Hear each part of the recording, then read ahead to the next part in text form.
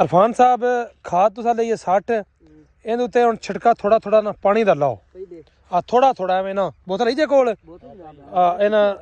ਅਸੀਂ ਜੀ ਨਾ ਪੱਠਿਆਂ ਪਾਣ ਲੱਗਿਆ ਖਾਦ ਤੇ ਵੇ ਸਲਫਰ ਰਲਾ ਕੇ ਮੈਂ ਕਿਹਾ ਜਿੰਨਾ ਜੱਟਾਂ ਭਰਾਵਾਂ ਨੇ ਜਾਂ ਬੇਲੀਆਂ ਸਜਣਾ ਨਹੀਂ ਨਾ ਪਤਾ ਉਹ ਵੇਖ ਲਓ ਕਿ ਕਿਵੇਂ ਕਰਕੇ ਸਲਫਰ ਰਲਾਈ ਦਾ ਹੈ ਜਾਂ ਸਲਾਈਸ ਉਹ ਦੂਜੀ ਸਲਾਈਸ ਸਿਟੀ ਦੀ ਦਵਾਈ ਉਹ ਵੀ ਸਮਝੋ ਜੀ ਸੇਮ ਹੀ ਰਲਾਈ ਦੀ ਹੈ ਠੀਕ ਹੈ ਤੇ ਸਾਰੇ ਭਰਾ ਵੇਖ ਲਓ ਆ ਅਸੀਂ ਪੱਠਿਆਂ ਪਾਣੀ ਹੈ ਆ ਸਾਡੇ ਪੱਠੇ ਇੱਧਰ ਬਿਲਕੁਲ ਤਿਆਰ ਹੋ ਗਏ ਤੇ ਉਹਨਾਂ ਨੂੰ ਸਲਫਰ ਪਾਇਆ ਸਾਂ ਤੇ ਉਹ ਵੇਖ ਲਓ 8 ਡੰਗਾਂ ਕਦਾਈਆਂ ਲੱਗ ਗਏ ਹੁਣ ਇਹਨਾਂ ਨੂੰ ਪਾਣਾ ਕਿਉਂਕਿ ਉਹਨਾਂ ਨੂੰ ਹੱਥ ਲਾਉਣ ਲੱਗਿਆ ਤੇ ਆ ਅੱਗੋਂ ਪਾਣੇ ਕਰਨੇ ਨੇ ਇਹ ਉਹਦੇ ਨੂੰ ਤਿਆਰ ਹੋ ਜਾਂਦੇ ਹੁੰਦੀਆਂ ਪਾਣੀਆਂ ਨੇ ਆ ਵੇਂਦੇ ਜੀ ਗਿੱਲੀ ਛਿੱਲੀ ਕਰ ਲਈਏ ਖਾਦ ਜਿਵੇਂ ਗਿਸਲੀ ਨਹੀਂ ਹੁੰਦੀ ਆ ਜੀ ਉੱਤੇ ਸਲਫਰ ਸਾੜ ਇਹ ਇੱਕ ਹੀ ਪਾਰਾ ਸੱਟ ਖਲੋ ਜਾਓ ਚਲੋ ਇਹਨੂੰ ਥੋੜਾ ਮਿਕਸ ਕਰੋ ਹੱਥ ਨਾਲ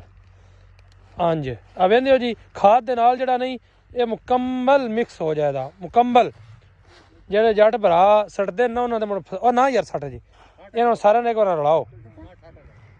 ਉਹ ਯਾਰ ਖਲੋ ਵੀ ਜਾਓ ਸਬਰ ਵੀ ਕਰੀਦਾ ਚੰਗੀ ਤਰ੍ਹਾਂ ਨਾਨਾ ਜੀ ਰਲਾਓ ਇਰਫਾਨ ਸਾਹਿਬ ਅੱਜ ਦੋ ਪਲੀਆਂ ਫੱਦੋ ਨਾ ਤੇ ਇੰਜਨ ਆਂਜਾਂ ਹੀ ਫੇਰੋ ਇਦੋਂ ਵਿੱਚ ਆਈਏ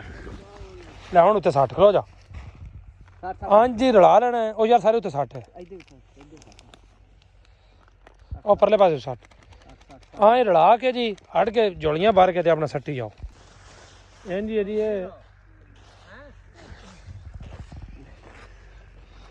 ਚਲੋ ਠੀਕ ਹੋ ਗਿਆ ਰਲ ਗਿਆ ਯਾਰ ਹੁਣ ਬਸ ਕਰੋ ਹੁਣ ਕੀ ਕਰੂ